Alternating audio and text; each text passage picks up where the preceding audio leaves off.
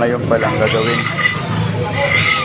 na mag-alas 9 na. Hindi pa ako nakabiyahe. Yung mga nagamayo. Lagay mo dito.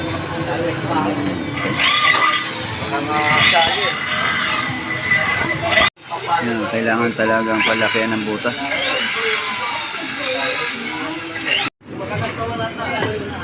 Wala na ikaw buwan mo eh.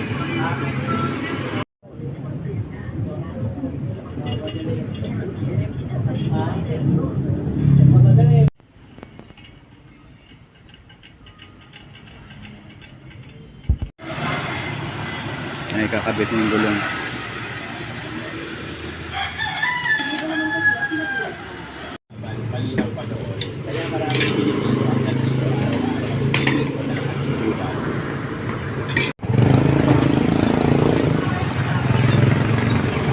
Ayan, oversize na siya.